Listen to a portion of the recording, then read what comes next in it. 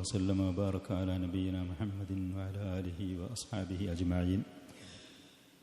നമ്മൾ ഇന്നലെ പറഞ്ഞതുപോലെ തന്നെ പരിശുദ്ധമായ ഖുർആൻ അതിൻ്റെ അർത്ഥങ്ങൾ അറിഞ്ഞ് മനസ്സിരുത്തി ഹൃദയ സാന്നിധ്യത്തോടു കൂടെ നമ്മളത് പാരായണം ചെയ്യുമ്പോൾ അതുകൊണ്ട് നമ്മുടെ മാനസികമായിട്ടുള്ള അനുഭവപ്പെടുന്ന ഹൃദയത്തിൻ്റെ കാഠിന്യവും മാനസികമായ പല തെറ്റായ അസുഖങ്ങൾ, ഹൃദയത്തിന് പിടിപെട്ട രോഗങ്ങൾ, ചീത്തയായ ചിന്താഗതികൾ, മോശപ്പെട്ട അവസ്ഥകൾ, അതിന് മാറ്റങ്ങൾ വരും എന്നുള്ളതാണ് സത്യം. മുൻഗാമികളായ ആളുകളുടെ താബിഈങ്ങൾ, സഹാബത്ത്, അവരുടെയൊക്കെ ഒരുപാട് ചരിത്രങ്ങൾ ഈ വിഷയങ്ങളിൽ നമുക്ക് മാർഗനിർദ്ദേശങ്ങൾ നൽകുന്നതാണ്. ഇന്നലെ നമ്മൾ പറഞ്ഞതുപോലെ തന്നെ താബിഈ പ്രമുഖനായ മൈമൂൻ ഇബ്നു മിഹ്റാൻ റഹ്മത്തുള്ളാഹി അലൈഹി, അദ്ദേഹത്തിൻ്റെ ചരിത്രം അബുൽ അലിയുൽ ഖുശൈരി മുഹമ്മദ് ബിൻ സഈദുൽ ഹർറാനി എന്ന് പറയുന്ന പണ്ഡിതൻ അദ്ദേഹത്തിൻ്റെ താരിഖുർ റിഖ എന്ന് പറയുന്ന പുസ്തകത്തിൽ പറയുന്നത്, മൈമൂൻ ഇബ്നു മിഹ്റാൻ അദ്ദേഹം ഉമർ രണ്ടാമൻ എന്ന് പറയപ്പെടുന്ന ഉമർ ഇബ്നുൽ അബ്ദുൽ അസീസ് റഹ്മത്തുള്ളാഹി അലൈഹിയുടെ സാമ്പത്തിക കാര്യങ്ങളും മറ്റും നോക്കുന്ന ഉദ്യോഗസ്ഥനായിരുന്നു. വലിയ സ്ഥാനത്ത് ജോലി ചെയ്ത ഒരു വ്യക്തിയാണ്. ഉമർ ഇബ്നു അബ്ദുൽ അസീസിൻ്റെ അടുത്ത് വളരെ സ്വീകാര്യയോഗ്യനായിരുന്നു. ഉന്നതമായ രാജ്യത്തിൻ്റെ ഉത്തരവാദിത്തങ്ങൾ ഏറ്റെടുത്ത് ജീവിച്ച ഒരു മനുഷ്യനായിരുന്നു. അങ്ങനെ കാലങ്ങൾ കഴിഞ്ഞു. അദ്ദേഹം ആ ജോലിയിൽ നിന്നൊക്കെ പിരിഞ്ഞു, പ്രായാധിക്യമായി. അങ്ങനെ വീട്ടിലിരിക്കുന്ന സമയത്ത് അദ്ദേഹം തൻ്റെ മകനെ അമ്രിനെ വിളിച്ചുകൊണ്ട് പറയാണ്, എനിക്ക് എൻ്റെ മനസ്സിലൊരു പാരുഷ്യത അനുഭവപ്പെടുന്നു, ഹൃദയത്തിനൊരു കാഠിന്യം, പരലോക കാര്യങ്ങളെക്കുറിച്ച് വേണ്ടതുപോലെ ചിന്തയില്ലാത്തതുപോലത്തെ, മുമ്പുണ്ടായിരുന്നത് പോലത്തെ ഒരവസ്ഥ എനിക്കില്ലാത്ത, നല്ല കാര്യങ്ങളെക്കുറിച്ചുള്ള ഒരു ചിന്തകളും കാര്യങ്ങളും എനിക്ക് വരാത്ത ഒരവസ്ഥ എനിക്ക് അനുഭവപ്പെടുന്നു എന്നുള്ളത്.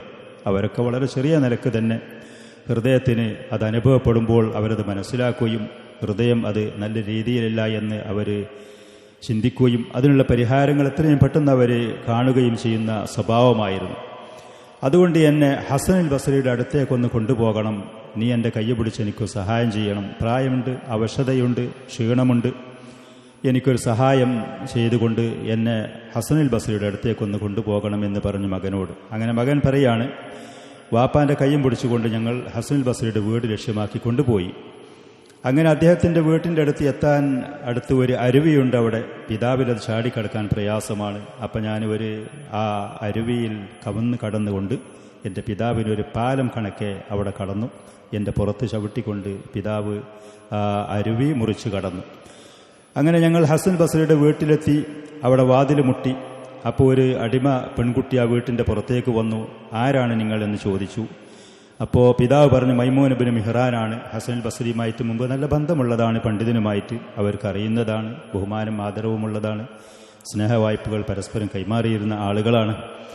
അപ്പോൾ ആ അടിമ സ്ത്രീ, ആ പെൺകുട്ടി പറഞ്ഞു, ഈ ദുഷിച്ച കാലത്ത് ഇപ്പോഴും മരണപ്പെടാതെ മനുഷ്യ, പ്രായം ചെന്ന നിങ്ങളൊക്കെ ഇപ്പോഴും ജീവിച്ചിരിക്കുന്നുണ്ടോ? കാലമൊക്കെ ഒരുപാട് ദുഷിച്ചതല്ലേ, നല്ല ആളുകളൊക്കെ മരിച്ചു പിരിഞ്ഞു പോയതല്ലേ, നിങ്ങൾ ഇപ്പോഴും ജീവിച്ചിരിക്കുകയാണോ എന്ന് ചോദിച്ചു.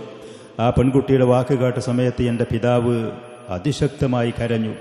അദ്ദേഹത്തിൻ്റെ ആ തേങ്ങൽ വീട്ടിൻ്റെ ഉള്ളിലുള്ള ഹസൻ ബസ്രിക്ക് അത് കേൾക്കാനിടയായി. അങ്ങനെ അദ്ദേഹം പുറത്തേക്ക് വന്നു. വാപ്പാനെ കണ്ട സമയത്ത് സലാം പറയുകയും കൂട്ടിപ്പിടിക്കുകയും സ്നേഹവായ്പകൾ അവർ പരസ്പരം കൈമാറുകയും ചെയ്തു. അങ്ങനെ വാപ്പ ഹസൻ ബസ്രിയോട് പറഞ്ഞു, യാ അബാ സഈദ്, എനിക്ക് എൻ്റെ മനസ്സിൽ എന്തെന്നില്ലാത്തൊരു പാരുഷ്യത അനുഭവപ്പെടുന്നു. നല്ല കാര്യങ്ങളെക്കുറിച്ചുള്ളൊരു ചിന്തയും കാര്യങ്ങളും വേണ്ടതുപോലെ ഇല്ലാത്ത, മനസ്സിനൊരു ഖസ്വത്തുൽ ഖൽബ്, ഹൃദയത്തിൻ്റെ കാഠിന്യം. അള്ളാഹുവിൻ്റെ വചനങ്ങൾ ഖുർആൻ കേൾക്കുമ്പോൾ അതിനനുസരിച്ച് മനസ്സിന് ഒരു അലിവ് അനുഭവപ്പെടാത്ത, മയം തോന്നാത്ത, കണ്ണിൽ നിന്ന് കണ്ണീരൊലിക്കാത്ത, അതിൽ പറഞ്ഞ ഉത്ബോധനങ്ങൾ വേണ്ടതുപോലെ എനിക്ക് മനസ്സിലേക്ക് തട്ടാത്ത ഈ ഒരു പാരുഷ്യത എനിക്ക് അനുഭവപ്പെടുന്നുണ്ട്. അതുകൊണ്ട് എൻ്റെ മനസ്സൊന്ന് മയപ്പെടാനുള്ള ഒരു ഉപദേശം നിങ്ങൾ എനിക്ക് നൽകണം എന്ന് പറഞ്ഞു. അതല്ല, എന്താണ് മറ്റെന്തെങ്കിലും പരിഹാരങ്ങൾ ഞാൻ ചെയ്യേണ്ടതുണ്ടോ? നിങ്ങൾ പറയുന്ന ഉപദേശങ്ങൾ, നിർദ്ദേശങ്ങൾ കേൾക്കാൻ ഞാൻ ശ്രദ്ധയോടെ കാതുകൂർപ്പിച്ചിരിക്കാൻ തയ്യാറാണ്. എൻ്റെ മനസ്സിൻ്റെ പാരുഷ്യത ഒന്ന് നീക്കിട്ടുക തന്നെ വേണം എന്ന് പറഞ്ഞു.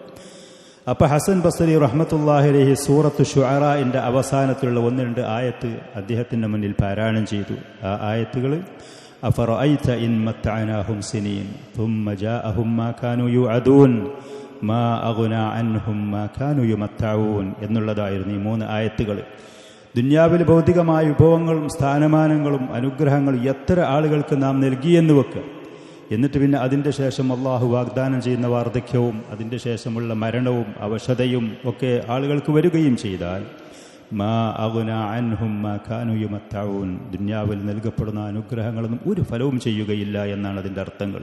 മൈമൂൻ ബിൻ മിഹ്റാൻ നമ്മൾ കേട്ടതുപോലെ വലിയ സ്ഥാനമുണ്ടായിരുന്നു, സാമ്പത്തികമായ ശേഷിയുണ്ടായിരുന്നു, രാജ്യത്ത് വലിയ സ്വാധീനമുണ്ടായിരുന്നു. ഇന്നിപ്പോൾ അതൊക്കെ കഴിഞ്ഞു.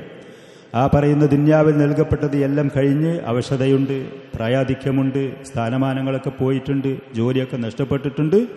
മരണം കാത്തിരിക്കുന്ന ഈ അവസ്ഥയിൽ അന്ന് ലഭിച്ച ആ നിയമത്തുകളൊന്നും ഇന്ന് ഈ മനുഷ്യനൊന്നും ഫലം ചെയ്യാത്തതുപോലത്തെ അനുഭവമാണ്. ഇതാണ് ദുന്യാവിൻ്റെ അവസ്ഥ എന്നുള്ളത്. ഇന്നിപ്പോൾ ഫജ്ർ നിസ്കാരത്തിൽ 2 റക്അത്തിലും പാരായണം ചെയ്യപ്പെട്ട ആയത്തുകളൊക്കെ ഒരുപാട് നമ്മുടെ മനസ്സുകളെ ഉലക്കേണ്ടതും നമ്മുടെ മനസ്സിലേക്ക് തട്ടേണ്ടതും അതനുസരിച്ച് നമ്മൾ മാറ്റം വരുത്തേണ്ടതും അള്ളാഹുവിൻ്റെ വാഗ്ദാനം ചെയ്യപ്പെട്ട സ്വർഗത്തിലേക്കും അതിവിശാലമായ സ്വർഗത്തിലേക്ക് അള്ളാഹുവിൻ്റെ പാപമോചനത്തിലേക്ക് നാം എത്രയോ വേഗത്തിൽ മുന്നേറേണ്ടതുമാണ് എന്ന് പറയുന്ന, അതേപോലെ ഒരു മനുഷ്യൻ മരിക്കാൻ പോകുന്ന സമയത്തുള്ള അവൻ്റെ അവസ്ഥകൾ, കാലിട്ടടിക്കുന്ന അവസ്ഥകൾ, തൻ്റെ വേണ്ടപ്പെട്ട ആളുകളൊക്കെ നിസ്സഹായരായി നോക്കി നിൽക്കുന്ന അവസ്ഥകൾ, അതൊക്കെയാണ് ആ പറയുന്ന 2 റക്അത്തുകളിലും പാരായണം ചെയ്യപ്പെട്ട ആയാത്തുകളിൽ കൂടെ നമ്മൾ കേൾപ്പിക്കുന്നത്. ഒരു പക്ഷേ നമുക്കതിൻ്റെ അർത്ഥങ്ങൾ അറിയുകയില്ല, ഇനി അറിഞ്ഞാൽ തന്നെ നമ്മുടെ മനസ്സിലേക്ക് പോകുന്നില്ല. അതിനൊക്കെ കാരണം നമ്മുടെ ഹൃദയത്തിന് പിടിപെട്ട കാഠിന്യവും ഖസ്വത്തുൽ ഖൽബുമാണ് എന്നുള്ള കാര്യത്തിൽ യാതൊരു സംശയവുമില്ല. അങ്ങനെ ഈ പറയുന്ന നിഅമത്തുകളൊക്കെ നൽകപ്പെട്ടു എന്നുണ്ടെങ്കിൽ മനുഷ്യന് അതൊന്നും ഉപകാരം ചെയ്യാത്തതൊന്നും ഫലം ചെയ്യാത്തതുപോലത്തെ അവസ്ഥയാണ് എന്നുള്ള ആശയങ്ങളുള്ള ഈ ആയത്തുകൾ പാരായണം ചെയ്തു. ഇത് കേട്ട സമയത്ത് ഫഉഗ്ശിയ അലാ മൈമൂൻ, പിതാവ് ബോധം കെട്ട് അവിടെ വീണു. فجعل الحسن يتفقد رجله كما تتفقد الرجل رجل الشاة المذبوحة. അപ്പോൾ ഹസൻ ബസ്രി വിചാരിച്ച് ഈ മനുഷ്യൻ മരിച്ചു വീണു. ഈ ആയത്തിൻ്റെ ഗൗരവം, അതിൽ പറഞ്ഞ ആശയത്തിൻ്റെ കാഠിന്യം അത് മനസ്സിലാക്കി താങ്ങാൻ കഴിയാതെ ഇയാൾ മരിച്ചു എന്ന് കരുതിയിട്ട് ഹസൻ ബസ്രി മൈമൂനിൻ്റെ കാലുകൾ, അറുത്തിടപ്പെട്ട ഒരു ആട് അത് ജീവൻ പോയിട്ടുണ്ടോ എന്ന് ഉറപ്പുവരുത്താൻ വേണ്ടി ആളുകൾ പിടിച്ചു നോക്കുന്നത് പോലെ വാപ്പാൻ്റെ കാലിൽ പിടിച്ചു നോക്കി. യദുന്നു അന്നഹു മാത്, അദ്ദേഹം വിചാരിച്ച് പിതാവ് മരണപ്പെട്ടു എന്നുള്ളത്. വബഅദ മുദ്ദത്തിൻ അഫാഖ, കുറച്ച് കഴിഞ്ഞതിൻ്റെ ശേഷം മൈമൂന് ബോധം തെളിഞ്ഞു. ഫഖാലത്തിൽ ജാരിയത്തു ലഹുമ, അപ്പോൾ ആ അടിമ പെൺകുട്ടി വീണ്ടും പുറത്തേക്ക് വന്ന് പറഞ്ഞു, നിങ്ങൾ വീട്ടിൽ നിന്ന് പോയി ഈ പറയുന്ന കളവനെ അഥവാ ഹസൻ ബസ്രി, പ്രായമുണ്ടായിരുന്നു അദ്ദേഹത്തിന് നിങ്ങളുടെ ഈ വരവും ഈ സംഭവങ്ങളും വല്ലാതെ പ്രയാസമുണ്ടാക്കി. കാരണം അദ്ദേഹം ആയത്ത് പാരായണം ചെയ്തു. മൈമൂൻ അതിൻ്റെ ഗൗരവം താങ്ങാൻ കഴിയാതെ അദ്ദേഹം ബോധം കെട്ടു വീണു. അതൊക്കെ ഹസൻ ബസ്രിയുടെ മനസ്സിൽ പ്രയാസങ്ങളുണ്ടാക്കി. അതുകൊണ്ട് നിങ്ങൾ പൊയ്ക്കോളി, ഇവിടുന്ന് കൂടുതൽ ഇവിടെ നിന്ന് ഈ മനുഷ്യന് പ്രയാസമുണ്ടാക്കണ്ട എന്ന് പറഞ്ഞു. അങ്ങനെ വാപ്പാൻ്റെ കയ്യും പിടിച്ചുകൊണ്ട് തിരിച്ച് പോരുകയാണ്. അപ്പോൾ അമ്മർ വാപ്പാനോട് ചോദിച്ചു അവിടെ നിന്ന് പുറത്തിറങ്ങിയതിന് ശേഷം, അതല്ല, നിങ്ങൾ പറഞ്ഞു ഹസൻ ബസ്രി മഹാനായ പണ്ഡിതനാണ്, വലിയ ഉപദേശം നൽകുന്ന ആളാണ്, അദ്ദേഹത്തിൻ്റെ അടുത്ത് പോയാൽ ഒരുപാട് കാര്യങ്ങൾ, ഇതാണോ ഹസൻ ബസ്രി? അപ്പോൾ മകനോട് വാപ്പ പറഞ്ഞു, അതേ മകനെ, ഇതാണ് ഹസൻ ബസ്രി. മകൻ പറയാണ്, ഞാൻ വിചാരിച്ചത് ഹസൻ ബസ്രി ഇതിലാരൊക്കെ വലിയൊരു സ്ഥാനക്കാരനായിരിക്കും, ഇതിലാറെ വലിയ ഉപദേശം നിങ്ങൾക്ക് നൽകുമെന്നാ വിചാരിച്ചത്. അപ്പോൾ വാപ്പ എൻ്റെ നെഞ്ഞിൽ ഒരു അടിയടിച്ചിട്ട് പറഞ്ഞപ്പോൾ എൻ്റെ മകനെ, അദ്ദേഹം ഈ പാരായണം ചെയ്ത ആയത്തുകളുണ്ടല്ലോ, അതിൻ്റെ അർത്ഥം നീ മനസ്സിരുത്തി കൊണ്ടൊന്ന് ചിന്തിക്കുകയാണെങ്കിൽ അതിനെൻ്റെ ഹൃദയത്തിൽ മുറിവാക്കുമായിരുന്നു, വീണ്ടും മുറിവാക്കുമായിരുന്നു, അതിനെൻ്റെ മനസ്സിനെ ഒലക്കുമായിരുന്നു. എനിക്ക് അനുഭവപ്പെട്ടതുപോലത്തെ അനുഭവം നിനക്കും പിടിപെടുമായിരുന്നു. പക്ഷേ നിൻ്റെ മനസ്സിലൊക്കെ ചില രോഗങ്ങളും ചില ദുഷിപ്പുകളും ചില വൃത്തികേടുകളും ഉണ്ടായതുകൊണ്ട് അത് നിൻ്റെ ഹൃദയത്തിലേക്ക് തട്ടിയില്ല എന്നുള്ളതാണ് സത്യം. ഈ പറയുന്ന മഹാനായ താബിഈ മൈമൂൻ ബിൻ മിഹ്റാൻ പണ്ഡിതനായിരുന്നു, പ്രമുഖനായിരുന്നു, ഉത്തമനായ നല്ലൊരു സാലിഹായ വ്യക്തിയായിരുന്നു. അദ്ദേഹത്തിൻ്റെ വിലയിരുത്തലനുസരിച്ച് അള്ളാഹുവിൻ്റെ വചനങ്ങളിലേക്ക് നമുക്ക് ആകർഷണമില്ലെങ്കിൽ, അതല്ലെങ്കിൽ അതിനർത്ഥമൊക്കെ അറിഞ്ഞിട്ട് പോലും നമുക്കത് ഉൾക്കൊള്ളാനും അതനുസരിച്ച് മനസ്സ് പാകപ്പെടുന്നില്ലെങ്കിൽ നമ്മുടെ ഹൃദയങ്ങൾക്കൊക്കെ എന്തൊക്കെയോ ചില രോഗങ്ങളുണ്ട് എന്നുള്ളതാണ് സത്യം.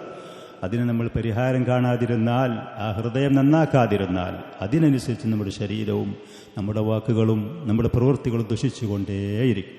അതിന് പരിഹാരം നാം അതിലേക്ക് മുന്നിടലാണ്.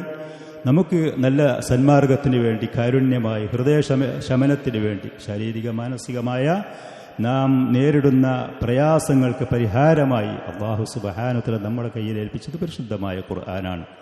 അതുകൊണ്ടാണ് ആളുകൾ നന്നായത്, അത് മുറുകെ പിടിച്ചതുകൊണ്ടാണ് ആളുകൾ പ്രതാപികളായത്. അത് സ്വീകരിച്ച് അതനുസരിച്ച് മുന്നോട്ട് പോകുമ്പോഴേ ഈ ലോകത്തും പരലോകത്തും നമുക്ക് രക്ഷപ്പെടാനും ഉയരാനും നന്നാക്കാനും സാധിക്കുകയുള്ളൂ. അല്ലാഹു സുബ്ഹാനഹു വ തആല നമുക്ക് അതിലേക്കുള്ള ഒരിഷ്ടവും ഒരാകർഷണവും അത് പഠിക്കാനും അതനുസരിച്ച് ജീവിക്കാനും തൗഫീഖ് നൽകുമാറാവട്ടെ. أقول هذا وأستغفر الله العظيم الجليل لي ولكم ولسائر المؤمنين والمؤمنات.